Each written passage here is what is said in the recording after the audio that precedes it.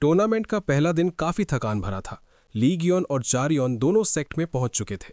वहां ली गियोन चारयोन की फैमिली के साथ बाहर डिनर एंजॉय करते हुए बातें कर रहा था। सब लोग काफी खुश नजर आ रहे थे। ऐसे ही बातें करते करते शाम ढल गई। सब कुछ खत्म होने के बाद ली गियोन खुद को एक बड़े फ्लावर गार्डन में खड़ा हुआ पाता है। अचानक पूरा माहौल शांत हो जाता है। तभी उसके पैरों के नीचे की जमीन टूटने लगती है और वो जगह एक बंजर रेगिस्तान में बदल जाती है। ये देखकर ली गियोन मुस्कुराते हुए कहता है कि ये नज़ारा काफ़ी शानदार लग रहा है। इसके बाद वो विला मास्टर को बुलाता है। असल में ज़मीन का टूटना और पूरा बदलाव था, वो सब एक फॉर्मेशन आर्ट का हिस्सा था जिसे मैनर मास्टर ने डिफेंस के लिए बनाया था। मैनर मास्टर उस फॉर्मेशन आर्ट को डिसेबल करता है और ली गियोन को बताता है कि जो फॉर्मेशन अभी दिखाई गई थी उसका नाम 9 पैलेसेस एक्सक्विजिट फ्लावर फॉर्मेशन है। वो समझाता है कि ये मैनर में इंस्टॉल की गई 3 फॉर्मेशंस में से सबसे हल्की फॉर्मेशन है। इसके बाद मैनर मास्टर ली गियोन को मैनर में मौजूद बाकी 2 फॉर्मेशन आर्ट्स के बारे में भी जानकारी देता है। मैनर मास्टर आगे बताता है कि दूसरी formation 5 elements and 7 stars formation है। इसके बाद वो आखिरी फॉर्मेशन के बारे में समझाता है जिसे celestial king of light formation कहा जाता है। वो जोर देकर कहता है कि एक बार ये फॉर्मेशन एक्टिवेट हो जाए तो कोई भी मार्शल मास्टर इससे बचकर निकल नहीं सकता जब तक कि उसे फॉर्मेशन को डिसमेंटल करने का तरीका ना आता हो। लेकिन ली गियोन उसकी बात बीच में ही काट देता है और कहता है कि वो गलत है। ली गियोन साफ तौर पर बताता है कि ऐसी मार्शल आर्ट जरूर मौजूद है जो बिना फॉर्मेशन को डिसमेंटल करना जाने भी उसे तोड़ सकती है। वो ये भी जोड़ता है कि एक दिन मैनर मास्टर खुद इस बात को समझ जाएगा। इन सब के बाद ली गियोन और उसका गार्ड टहलने निकल जाते हैं। बातें करते करते ली गियोन उससे कहता है कि वे अब जियांगहू की सबसे मजबूत और सबसे इंप्रेसिव सेक्ट बनाने से बस एक कदम दूर है। उसका गार्ड उसे जानकारी देता है कि उन्होंने विंड गॉड के ठिकाने को डिस्कवर कर लिया है और सब कुछ वैसा ही है जैसा ली गियोन ने पहले प्रिडिक्ट किया था। इस पर ली गियोन जवाब देता है कि उसे कल खुद जाकर उससे मिलना होगा। गार्ड थोड़ी जिज्ञासा के साथ पूछता है कि अचानक ऐसा क्यों, और क्या कोई ऐसा है जिसे वो इसे ऑफर करना चाहता है। दोनों कुछ पलों के लिए शांत हो जाते हैं। फिर ली गियोन कहता है कि रात का नज़ारा उसे हमेशा एक्साइट करता है और उसे खुद नहीं पता कि ऐसा क्यों होता है। इसके बाद वो आंखों में चमक के साथ उससे पूछता है कि म्यूयोंग, क्या वो सारी रोशनी सिर्फ अपने लिए रख सकता है। इस पर उसका गार्ड पूरे कॉन्फिडेंस के साथ जवाब देता है कि जियांगहू में उसके अलावा और कौन है जो ये काम उससे बेहतर कर सकता है। अगले दिन ली गियोन और चारयोन कहीं जा रहे होते हैं। रास्ते में चारयोन उससे पूछती हैं कि वे कहाँ जा रहे हैं। इसके जवाब में ली गियोन बताता है कि वे अपने आने वाले टूर्नामेंट के लिए एक असली वेपन ढूंढने जा रहे हैं। इसके बाद दोनों एक ब्लैकस्मिथ शॉप में पहुंचते हैं। शॉप का ओनर दोनों को घूरते हुए चुपचाप खड़ा रहता है, जिससे माहौल अचानक से काफी टेंस हो जाता है। तभी ली गियोन अपने हाथ में एक डैगर उठाकर शॉप ओनर से पूछता है कि क्या यहाँ बस यही सब है। शॉप ओनर कुछ पलों तक कुछ नहीं बोलता, लेकिन फिर उसकी नज़र ली गियोन के वेपन्स पर पड़ती है। ये देखते ही वो एक्साइटेड हो जाता है और कहता है कि उसे लगता है कि ली गियोन कुछ अलग ही ढूंढ रहा है। वो एक मिस्ट्री बॉक्स खोलते हुए अपनी बात आगे बढ़ाता है और बताता है कि क्योंकि ली गियोन एक स्पेशल गेस्ट है, इसलिए वो उसे एक अप्रोप्रिएट आइटम दिखाएगा। वो समझाता है कि उस वेपन का नाम फ्रोजन जेड डैगर है। चारयोन उस वेपन को ध्यान से देखने के लिए आगे बढ़ती है। तभी शॉप ओनर आगे बताता है कि उस वेपन की कीमत 15,000 नयांग है। प्राइस सुनते ही चारयोन पूरी तरह से शॉक्ड हो जाती है। तभी ली गियोन एक चीकी स्माइल के साथ शॉप ओनर से पूछता है कि अगर वे ये वेपन खरीदते हैं तो वो उन्हें बोनस में क्या दे सकता है। शॉप ओनर कुछ देर के लिए कंफ्यूज हो जाता है और पूछता है कि बोनस, और क्या कोई खास चीज़ है जो वे चाहते हैं। इस पर ली गियोन एक्सप्लेन करता है कि क्या वे शॉप में मौजूद किसी भी आइटम को नहीं चुन सकते।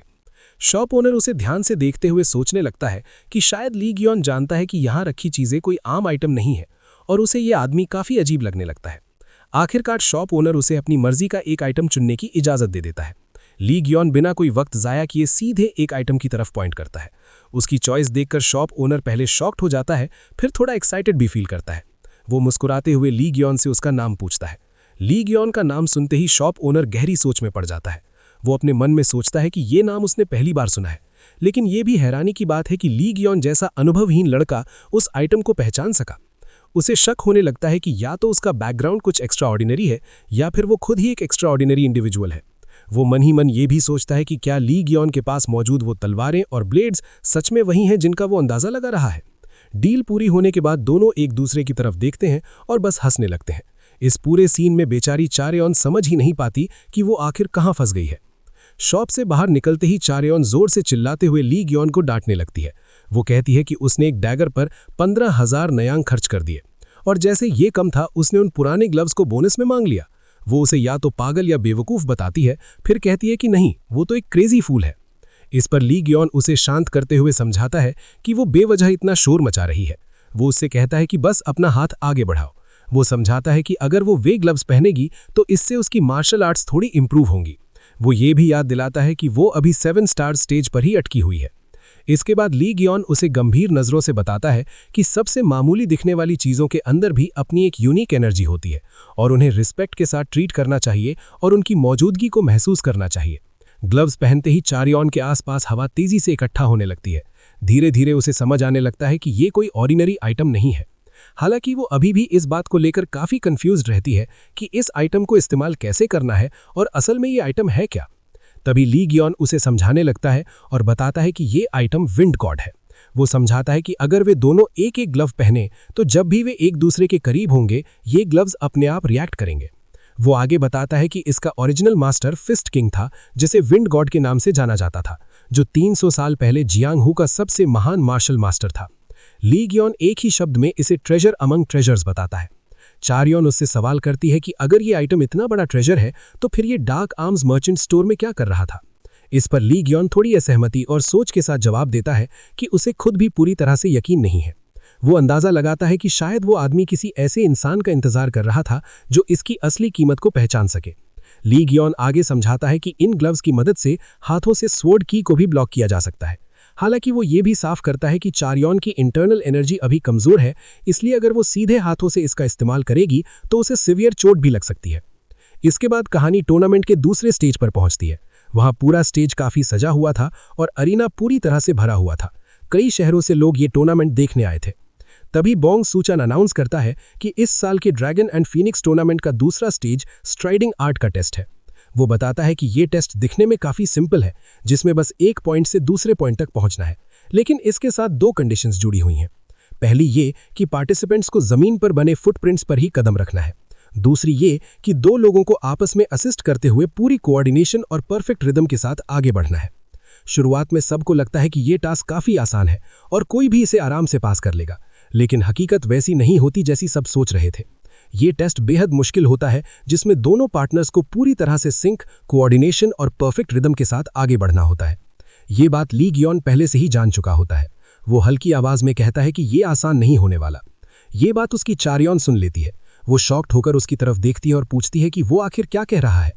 इसके जवाब में ली ग्योन उसे आगे समझाता है कि हर किसी की मार्शल आर्ट्स इस्तेमाल करने की अपनी अलग आदतें होती हैं और ये बात स्ट्राइडिंग आर्ट के मामले में और भी ज़्यादा लागू होती है। वो बताता है कि ज़्यादातर मूवमेंट्स अनकॉन्शियसली निकलते हैं, लेकिन अगर कोई अपने कदमों के लिए कॉन्शियस हो जाए तो उसका रिदम ज़रूर डिस्टर्ब हो जाता है।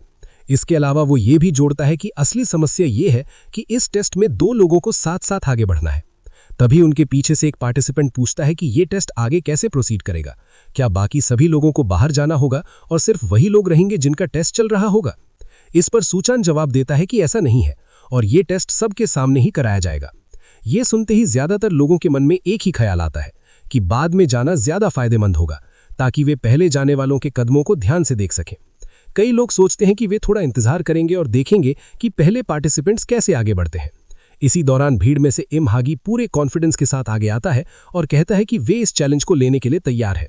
ये देखकर ली ग्योन मुस्कुराते हुए उसकी तारीफ करता है और कहता है कि वो काफ़ी स्मार्ट है, क्योंकि हमेशा सबसे पहले जाने में भी अपनी एक वैल्यू होती है।